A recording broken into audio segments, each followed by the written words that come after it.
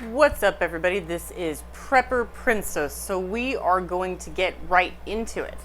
So, first of all, this is your brain. This is your brain on drugs. Okay? I know it sounds kind of silly.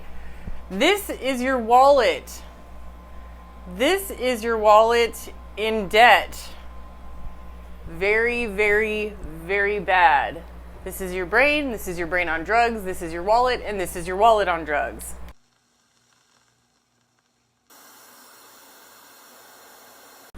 So all joking aside, I do talk about money saving on this channel. That's what this channel is all about. It's about saving money so that you can build wealth.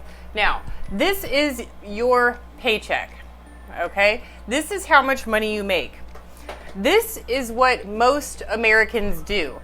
They spend up here on this line above their income at 120% of their income. So for every dollar they have coming in, they have $1.20 going out. So what I like to teach is to get your money, your expenses down here. We want your expenses to be like 50% of what you bring home in a day. And then this extra surplus in between what you make and what you spend is this big thing called money, extra money. Now imagine your life if you were completely debt-free, no mortgage, credit card, student loans, car payments, nothing. Think of how much money you would have from what you make and what you spend and what you could do with that money. Now most people think, oh, if I had that much money, I'd buy a boat and a new car and I'd buy all these really cool things. Well, that's what gets people here. That's what gets people here. And I do think that there is another thing that people don't really talk about all that much when it comes to spending more than you make. Not only is debt holding you back, but bringing on new debt holds you back. Every single time you make a impulse purchase or a credit card purchase, you're not just spending what you think that you are at the register. So you go into a store, they've got a new pair of shoes for $100. Okay, so you have this really cool pair of shoes that's $100. They say, oh, the regular price is $150, so you're getting a great deal at only $100. What a great deal, $100. Well, what they don't tell you is that their cost for that $100 pair of shoes is $30. So they pay $30, you pay $100. But you're not really paying $100, are you? Okay, so when you go to the register, you've got a $100 pair of shoes. You have to pay city tax, sales tax, county tax. So your purchase is already at $110. Okay? So when you use a credit card, you're not paying $100 or $110. You're paying $110 plus 20% or whatever your credit card is. Most people do not pay off their balance in full every single month. So your $110 purchase just came out to $133. So your $150 goes down to $100 on sale. It only costs the company $30, but it costs you $133. Why? Because you made an impulse purchase. You paid a sale price, which is really much more than the price should be in the first place, because you've got the middleman.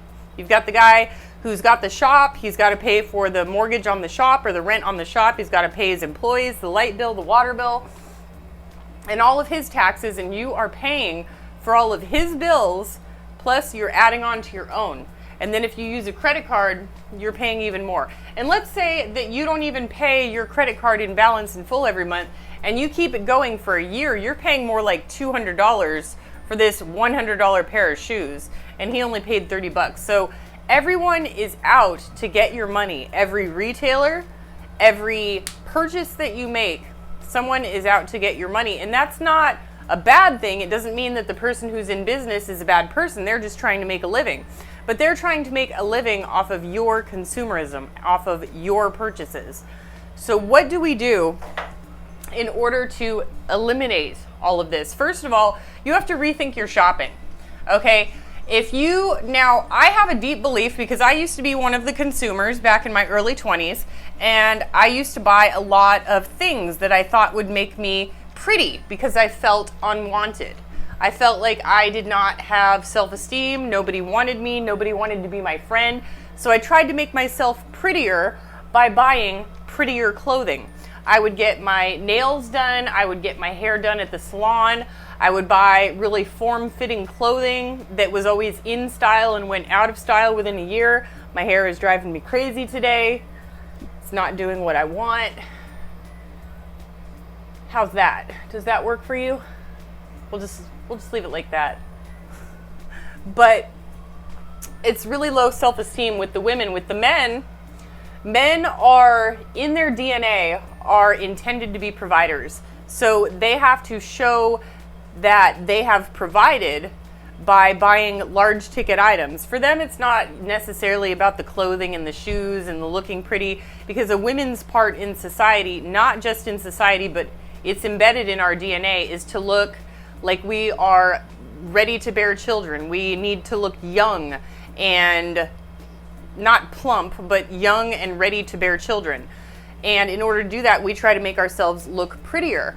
With men, they always need to be the provider. So in order to show that they are a great provider, they need the big fancy car and the expensive watch and the boat and the super nice apartment so that they can show the ladies that they are a provider. It's just embedded in our DNA. There's nothing we can do about it, but we do have to fight against the system. So if you're trying to get out of debt, first thing you need to do is stop shopping, okay?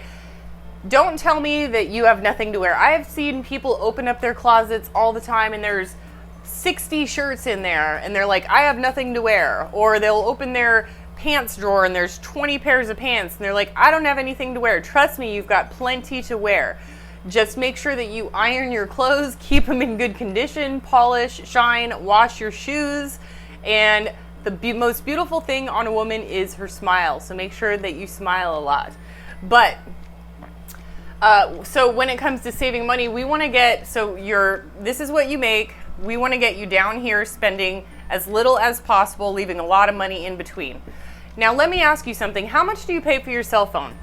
Okay, so the majority of people, the average cell phone bill is it's more than that, but mine was $74. I got a cell phone plan with Mint Mobile for $15. The cell service is the same. It is the same. Just because you're comfortable with $74 a month, you can be comfortable with $15. You have got to get out of your comfort zone of saying, I like my plan on $74 a month. I get unlimited stuff. Well, with Mint Mobile, you can get unlimited for $30 a month. Okay, so that's still less than half of what you're paying right now, and it's the same thing. Another thing, cable. The average cable bill is like $190. I'm sure it's more or less. I didn't research these numbers, but I've researched them in the past, so I've got a ballpark number. The average cable bill is $190. And then you've got these people who are like, I don't pay a cable bill, I've got an antenna. Well, an antenna is really old technology. Great, you're happy within your antenna. I hope that you're happy with your horse and buggy on your commute to work too. But we have a Roku box. Okay, if you don't have a smart TV, a Roku box is going to cost you about $30. That is 1/5, 1/6, 1/8, I don't know, of 1 month's bill for cable. It's going to cost you $30. Then you have free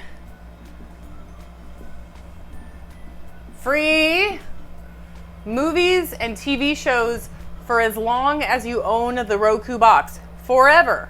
It's free.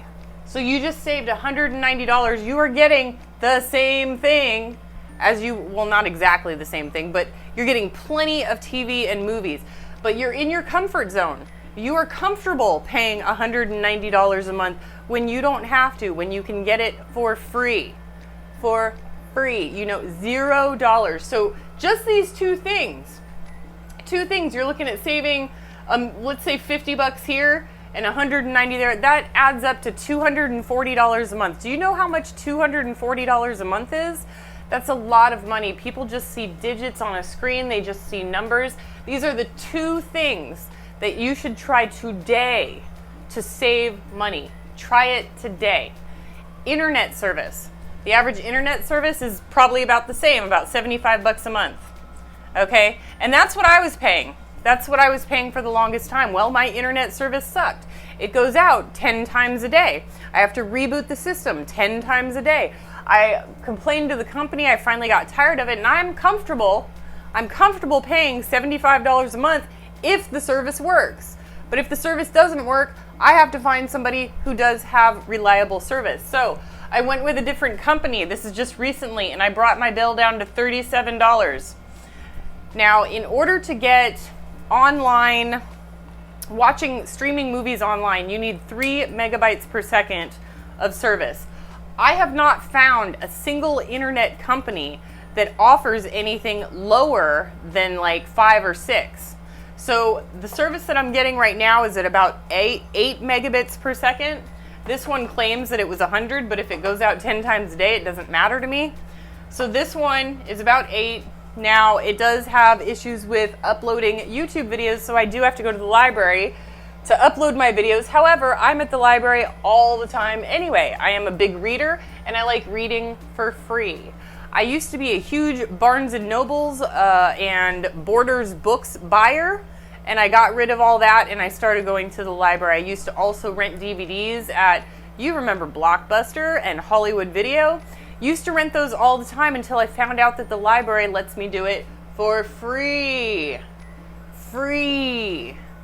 Another big one is auto insurance. A lot of people say, I want full auto insurance. I need full auto insurance. I have liability only. I am a safe defensive driver, and I drive very little.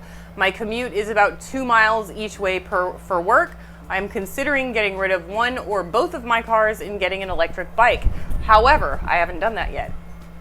But auto insurance is a huge expense, folks. If you can take your auto insurance from full coverage on a depreciating asset, which is your car, on a depreciating asset, cut that bill in half, you're looking at about $500 a year.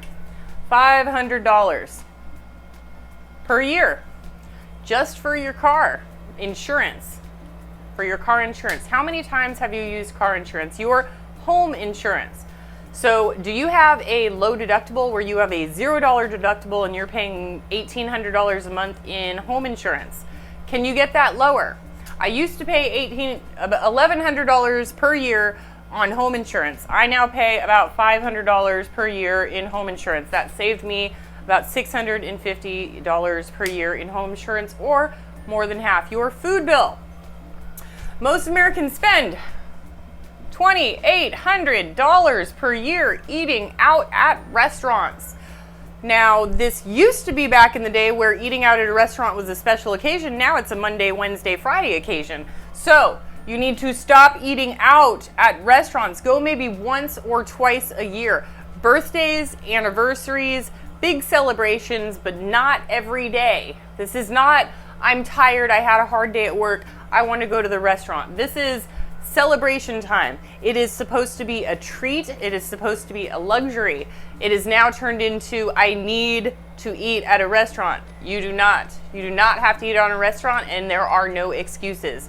So you take this $2,800, you go out 3-4 times a year, you're going to save $2,300 at minimum per year. $2,300 plus $500 plus $500 plus, God, what, $190 per month times 12 months. That's like $2,400 plus $30 per month over a 12-month period. You have already saved, what, $5,000-$10,000 just by doing the exact same thing in a cheaper way. In a cheaper way. The list goes on, folks. The list will, I could do this for hours.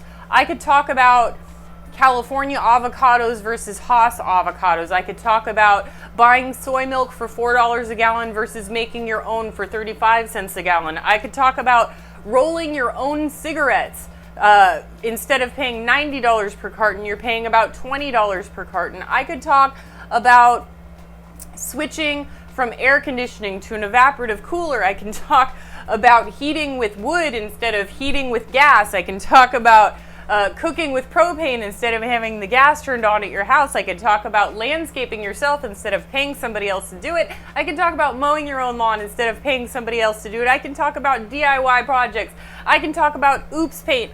I can talk about this stuff till the cows come home. You can save money on every single thing you do in your life.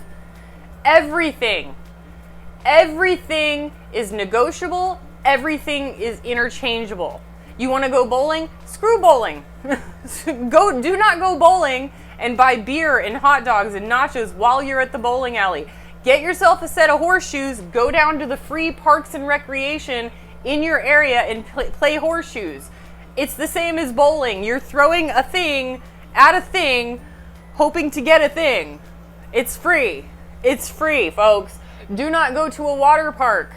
Do not pay $50, $100 per person per day to go to a water park. Get yourself an inflatable tube. Buy an inflatable tube for $5. Get a pool noodle for $2. Take your kids down to the lake for free. For free. I can do this all day. All day. All right, so I want to hear what your suggestions are for different ways of saving money. Again, I could do this all day, every day. Get fake plants instead of real plants. By, everything that I do, every single thing saves me money. People assume that I have a horrible, boring life. You are so off your rocker. You have been programmed to think that if you don't spend money, you can't have a good life, and it's almost exactly the opposite. I am happier now than I have ever been.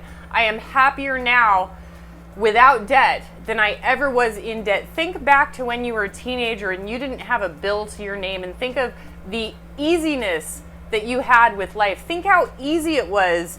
It just feels good. You don't have the pressure. You don't have that craziness going on in your mind. You don't look at every commercial, like a Red Lobster commercial, and be like, I need to go to Red Lobster. It's totally a completely different way of living when you live as a citizen instead of a consumer.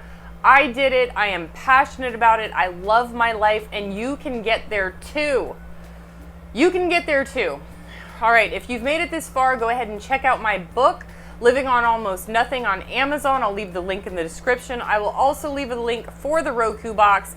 I'll just give you one link, but there's like 6 different Roku boxes that you can check out. But I find that the cheapest is just as good as the most expensive. Do what you can with what you've got. And I changed it. It is now, if you believe you can or you believe that you can't, you are probably right. Prepper Princess out.